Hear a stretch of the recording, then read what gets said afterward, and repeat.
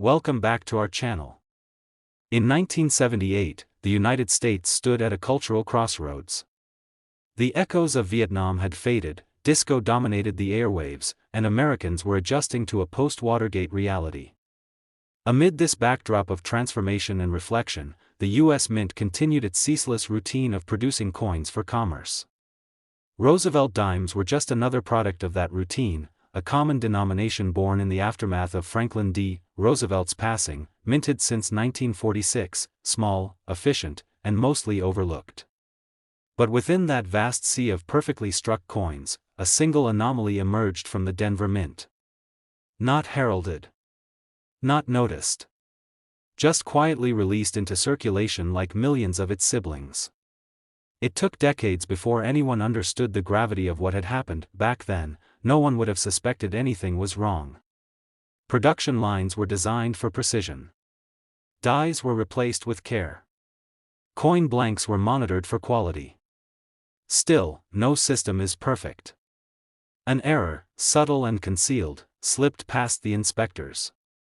It wasn't the kind of blunder that left visible cracks or huge off-centers. This mistake was quieter, almost elegant in its deceit.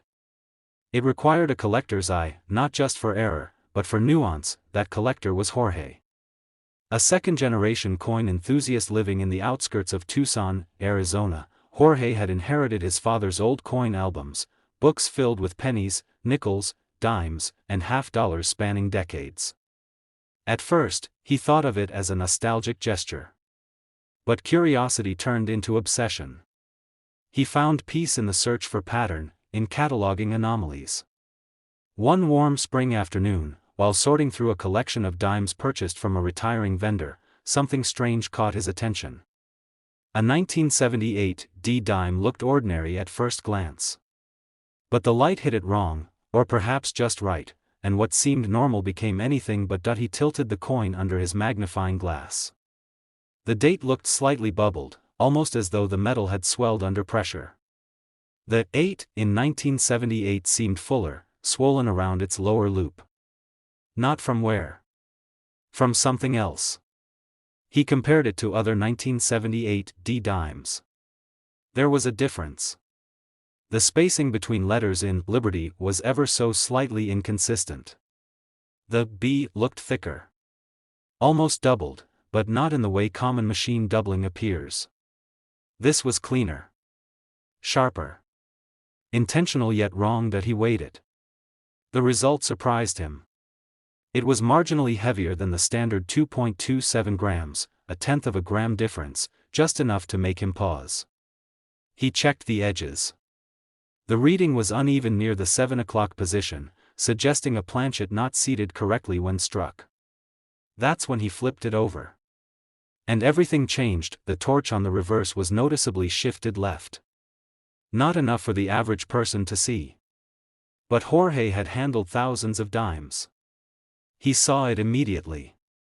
The oak and olive branches were compressed toward the rim. Even more interesting, the inscription, United States of America, curved too tightly near the top, like the entire reverse design had rotated on the coin's face. A die misalignment. Possibly rotation. Possibly more. Jorge contacted a regional numismatist, someone who had studied minor varieties in modern coinage. Photos were exchanged. The expert replied the next morning, "This could be significant. There's evidence of double die on the obverse and die rotation on the reverse. But more importantly, there's a hint that this might have been struck on the wrong stock. You need to get it certified." The coin was sent to one of the major grading services. While it was in transit, Jorge scoured archives, coin error databases, and auction records. He found nothing like it listed for 1978. Errors occurred in that era, yes. But most were either clipped planchets, broad strikes, or the rare off-metal Roosevelt dime struck on a foreign blank. What he had seemed different. A hybrid of multiple types. And that kind of convergence? That was rare. When the grading results came back, Jorge stared in silence. The report read, 1978 D. Roosevelt dime. Struck on experimental planchet. Double die obverse. Reverse die rotation. Certified -58 Australian dollars. Unique specimen. Experimental planchet. That phrase changed everything. In 1978, the U.S. Mint had been preparing for the 1979 Susan B. Anthony dollar. There were known test strikes during that period involving alternative metal compositions and blank trials. Could this dime have been accidentally struck on a leftover stock from those experiments? That theory, though speculative, wasn't impossible. The Mint sometimes recycled leftover metals, and if an experimental strip was mistakenly cut into dime blanks, it could have ended up in production. It might explain the unusual weight and sheen Jorge noticed. It also meant the dime wasn't just an error, it was possibly a crossover from one of the most secretive production changes in modern mint history. Collectors began to whisper. Then discuss. Then debate. The coin appeared in trade publications and was dubbed the ghost alloy dime for its unclear metallic origins. A metallurgical analysis was eventually performed, and the composition differed ever so slightly from the standard copper-nickel blend, enough to support the experimental planchet theory, but not enough to confirm a known metal match. By this time, Jorge had declined 3 private offers. The highest was $35,000 from a West Coast dealer specializing in mint anomalies. But Jorge wasn't ready to let go. The dime toured through coin shows, often displayed under strict security in a velvet-lined case. Attendees lined up just to see it. Some called it the ghost dime. Others simply called it the Phantom 1978. But whatever the name, everyone agreed, it was extraordinary. As time passed, the coin's reputation grew. A second specimen was rumored to have surfaced, but it turned out to be an altered piece, manipulated by a private mint to mimic the error. Jorge's remained the only confirmed and certified example. The only true error of its kind. And that scarcity drove its value even higher. Major auction houses began requesting the right to consign it. Jorge finally agreed 5 years after discovery. The room buzzed with energy that night. Live bidding opened strong. Telephone bidders joined in. A collector from Tokyo placed a last-minute increase. The final hammer fell with applause, not because of the price alone, but because everyone understood they had just witnessed a milestone. Today, the very rare 1978 US 1 dime coin with experimental planchet, double die obverse, and reverse die rotation commands an estimated value between $48,000 and $132,000 depending on condition, provenance, and market interest. From a 10-cent piece nearly lost to time, it became a legend of the numismatic world, a testament to how mystery, precision, and discovery can come together in the smallest of forms. Have a dime from 1978, 1988, 1990, or 2001. These coins might seem ordinary, but some hide rare mint errors and valuable varieties collectors crave. Don't spend them just yet. Like and subscribe now to see if your dime could be worth way more than 10 cents. In the heart of 1988, the United States Mint carried on its unceasing rhythm. Every hour, presses slammed down with the force of controlled precision, releasing clouds of metallic scent and freshly minted coins onto conveyor belts destined for vaults and eventually, cash registers across the nation. The dime, a coin often overlooked due to its small size and everyday utility, was struck in immense quantities at both the Philadelphia and Denver mints. With the Roosevelt design long stabilized and technology continually improving, errors in modern dimes had become increasingly rare. But it was in this very year, amid the haze of routine and confidence in process, that a misstep occurred, one so slight it would go unnoticed for decades, resting quietly inside pockets, change jars, and drawers. And one day, it would whisper its story to someone observant enough to hear it. That someone was Jacob, a lifelong collector from Nebraska who began his journey in coin collecting with nothing more than a hand lens and a worn-out Whitman folder. By the late 2000s, his passion had matured into something far more consuming. He had no interest in flashy bullion or ultra-high-grade proofs. Instead, he scoured circulation coins for anomalies, errors that slipped through the cracks of the mint's machine-driven perfection. It was on a foggy October morning, while sorting through a bulk lot of pocket change he'd bought from a retired railroad clerk, that he came upon the coin. At first glance, it was unremarkable, a 1988 Roosevelt dime, the familiar silhouette, the fine hair details, the torch, the olive branch, the oak leaves. All seemingly in place, but Jacob's instincts, honed over years of obsessive searching, twitched when he flipped the coin in the light. The reverse looked tired, blurred even. He blinked, squinted, tilted.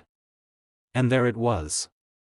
The legend, United States of America, was ever so slightly doubled, not in the common sense of damage or strike doubling, but as though a faint shadow mirrored the letters. He pulled out his loupe, heart beating a little faster now, and examined the coin closer. There, alongside the torch's flame, another anomaly shimmered, a slight doubling on the motto, E pluribus unum, a sort of phantom layer echoing the original design. He immediately set the coin aside and continued his search, though his mind was already chasing possibilities. That night, he compared the dime to countless known examples online and in print. Most era reference guides made no mention of a 1988 double die reverse on a Roosevelt dime. Was it a damaged die? A strike-through? Or something more significant? Jacob reached out to a few trusted collectors who specialized in minor varieties. Most replied with cautious interest. A few dismissed it outright as machine doubling. But one, an aging numismatist from Arizona, replied with a single sentence, "That's not machine doubling. It's a misaligned hub, possibly one of the few known from that year." Jacob's heart jumped. A misaligned hub meant the die itself had been created incorrectly, an upstream error, rare and extremely difficult to replicate. Unlike post-strike damage or poor planchet quality, a hub misalignment indicated a flaw embedded into the die's very DNA. That would mean any coin struck with it would carry the same doubling. And yet, despite the enormous quantity of 1988 dimes that had passed through hands over the decades, no widespread chatter existed about such a variety. Could his be the only known survivor? He submitted the coin to a grading company with a full explanation. Weeks passed, silence thick with uncertainty. Then the email arrived. The coin had been authenticated. Graded MS-64, but more importantly, labeled as a double die reverse, previously undocumented for the 1988 series. That designation set off a quiet cascade in the numismatic community. Forums began to light up with speculation. Could more exist? Had others been tossed away, their subtlety unrecognized? Or had the die been pulled from production so quickly that only a handful, maybe only Jacob's, ever made it into circulation? News spread through collectors' circles like electricity through copper. A few claimed to remember seeing something similar years earlier, but none had documentation. One dealer in Indiana swore he had a blurry photo from 1997 of what might be a match, but the coin was long gone, traded for pennies over face value. The trail was cold. Jacob's dime, confirmed and encapsulated, now held a place of singular importance. Auction houses began calling. Private collectors sent discreet offers. One buyer in Texas opened with $15,000. A Florida specialist in Roosevelt varieties countered with $18,500. Jacob declined both. He wasn't just selling a coin. He was holding a mystery, a once unnoticed error that challenged the assumption that late 80s coinage lacked the quirks and complexity of earlier eras. And the more he researched, the more compelling the coin's backstory became. In early 1988, there had been a quiet shift in the mint's tooling protocols. A batch of dies was reworked mid-year due to premature wear, and rumors existed of hurried hubbing procedures to keep production on pace. Somewhere in that gap, where haste met oversight, a misalignment occurred. The hub impressions didn't seat properly. A die was born flawed.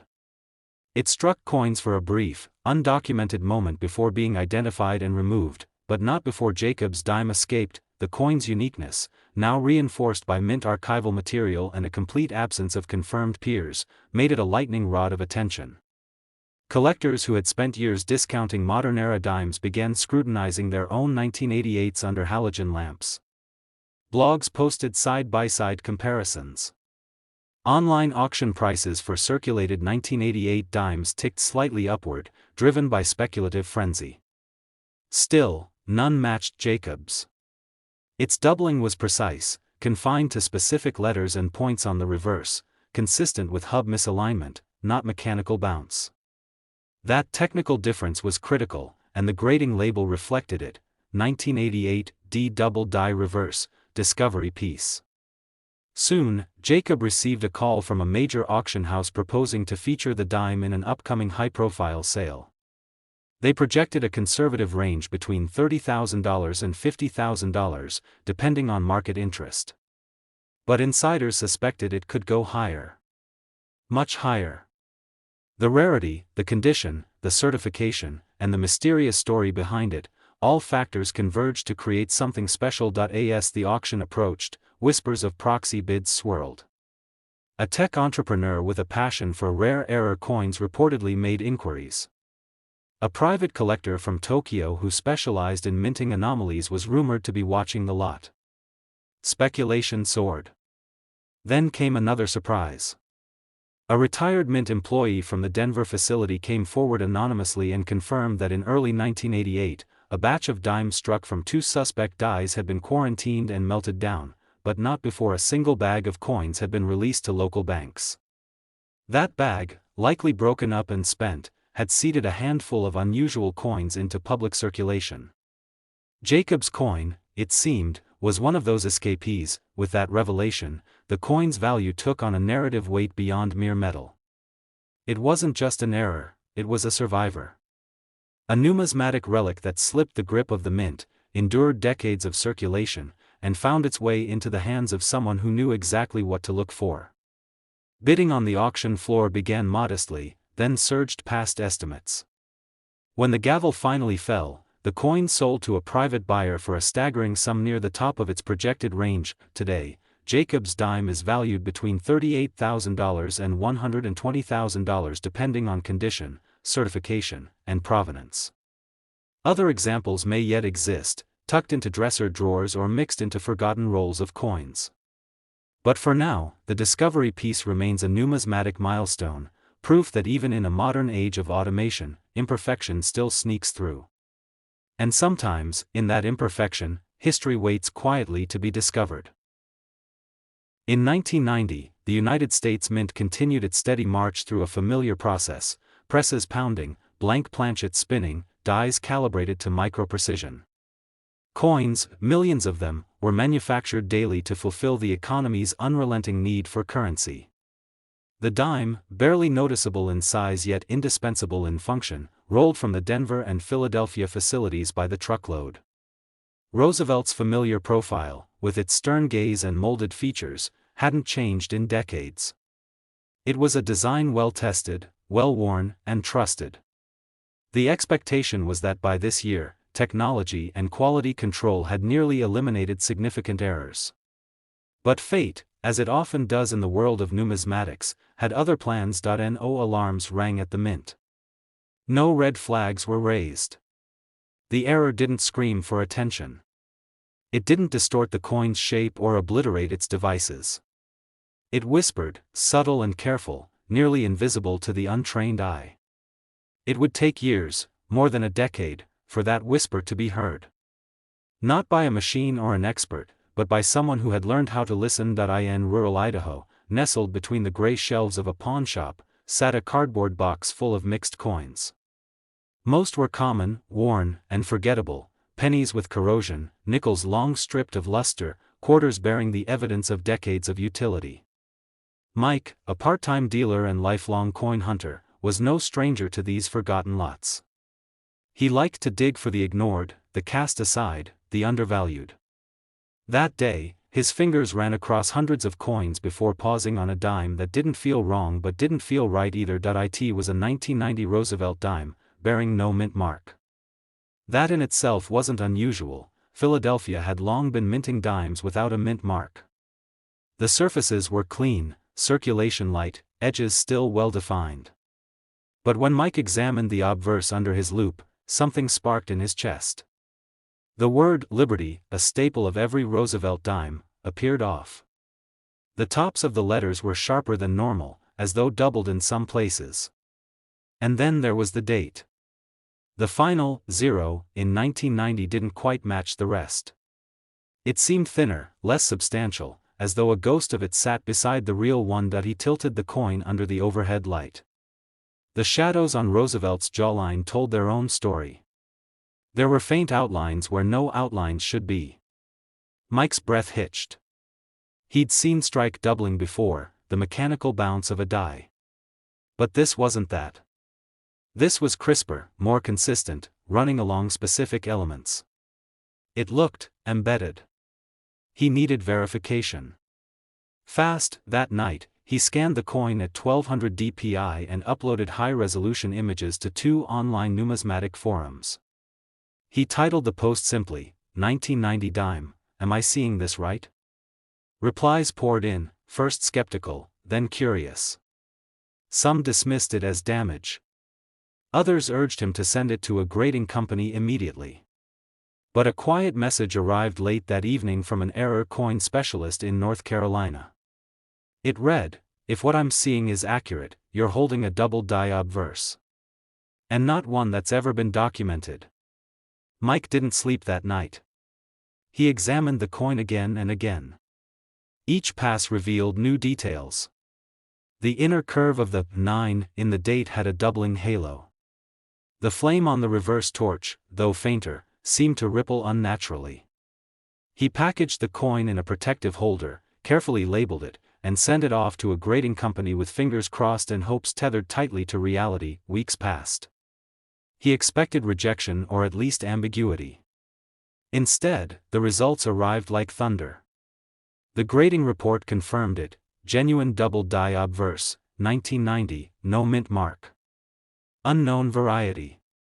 Discovery piece.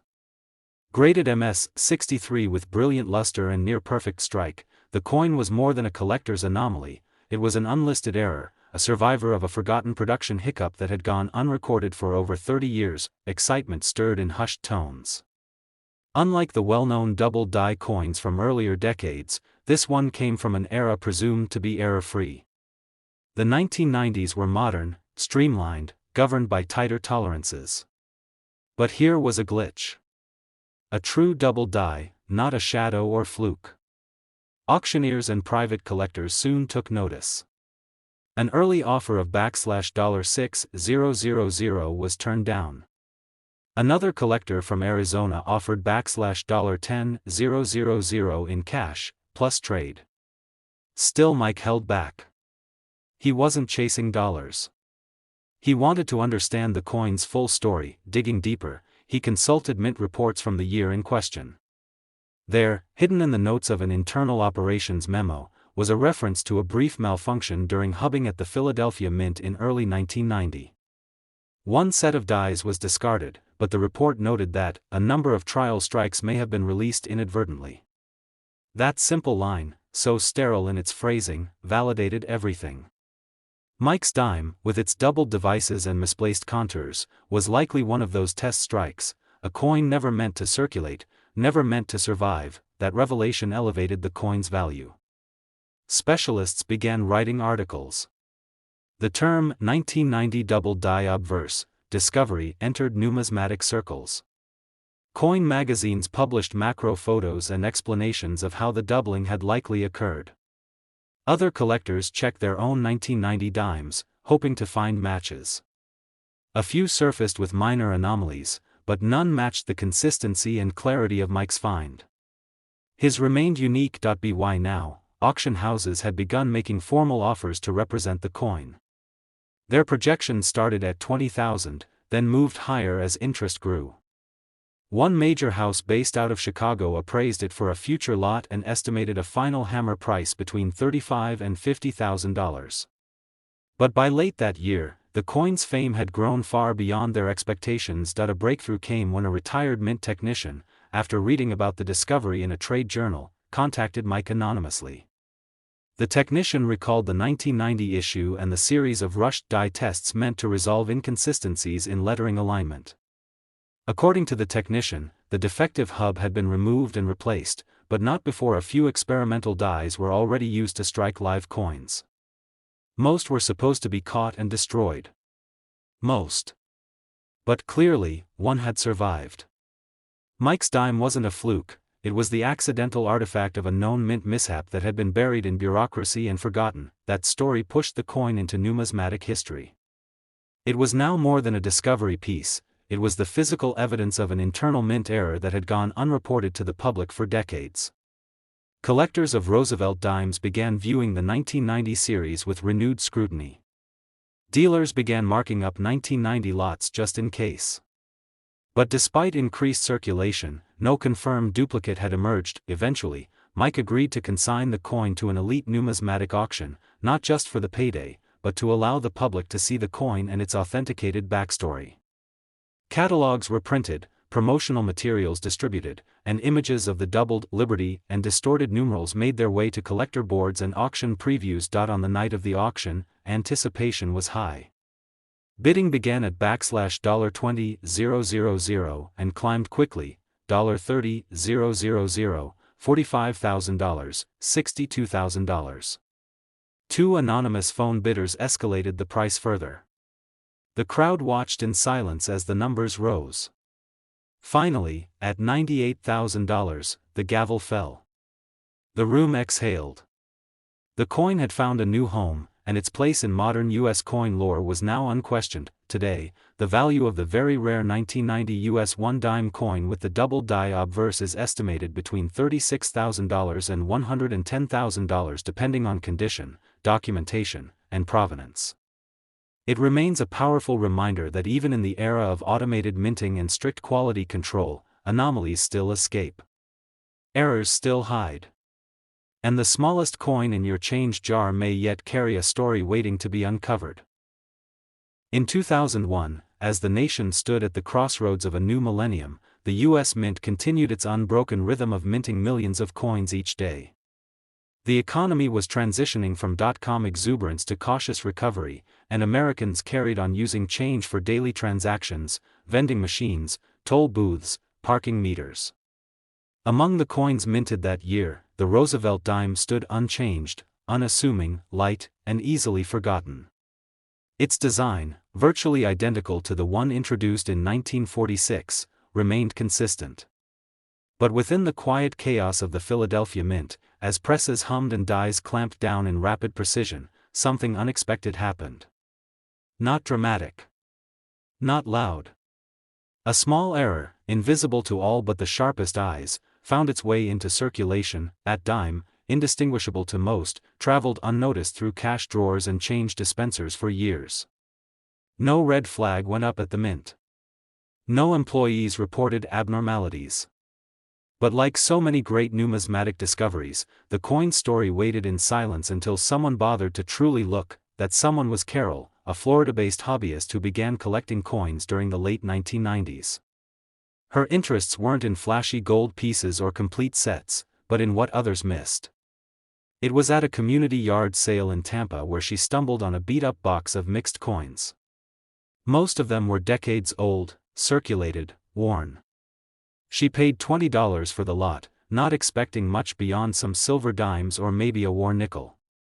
But back at home, under the glow of her desktop lamp, a 2001 dime caught her attention, not for what it had, but for what it didn't. The coin was light.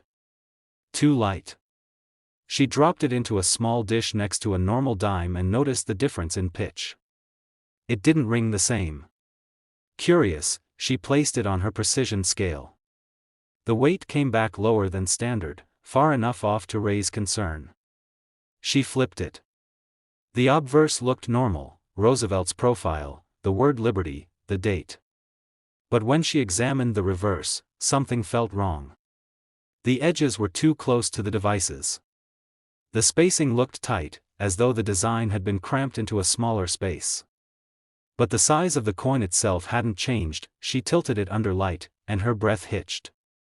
The torch's base was misaligned. Not entirely off-center, but shifted just enough that the oak branch on the right appeared unusually squashed. And above it, the motto, E pluribus unum, seemed to warp ever so slightly, with a faint doubling that made the letters appear swollen. Not the blur of post-strike damage. Not the flatness of worn dies. But the clean, eerie outline of something gone wrong at the moment of minting. Carol compared it against standard 2001 dimes in her collection and quickly confirmed the difference. The reverse wasn't just misaligned, it had been struck from a rotated die. She consulted online databases and coin variety forums but found no documentation of such an error for that year. That raised her pulse even more. If this coin wasn't listed in the major references, she might be holding a discovery piece. She sent detailed photos to a numismatic specialist in Pennsylvania, who replied within hours, "You need to have this authenticated. It might be a misaligned die with rotation, possibly struck on the wrong planchet. That's extremely rare for a modern dime." Within days, she submitted it to a grading service. While she waited, she researched. In 2001, the Mint had dealt with several foreign coin contracts, striking coins for Caribbean and Central American nations. Errors involving foreign planchets had occurred before, usually when a blank intended for another country's coinage was accidentally fed into a U.S. press. These errors were usually caught. But sometimes, just sometimes, one slipped through. And when it did, it blended into the stream of change so perfectly that only the most attentive collector would ever recognize it. When the grading results arrived, Carol's suspicions were confirmed. The coin was certified genuine. Mint error.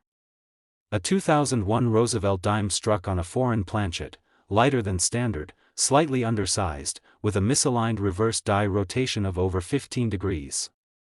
The grading report noted the detail clearly: struck on improper planchet. Discovery piece. Reverse die rotated. Full strike. Now it was real. Now it had a name. Collectors who specialized in U.S. mint errors immediately recognized the importance of Carol's find. The error wasn't merely a curiosity, it was a mechanical failure that made it through the Mint's modern quality control system. For an error of this type to escape in the 21st century was almost unheard of. And more importantly, it had never before been documented on a 2001 dime.in online forums and dealer newsletters. The chatter built. Theories emerged. Some believed the foreign planchet was left over from a coinage contract in Latin America. Others speculated it was a leftover test blank used internally.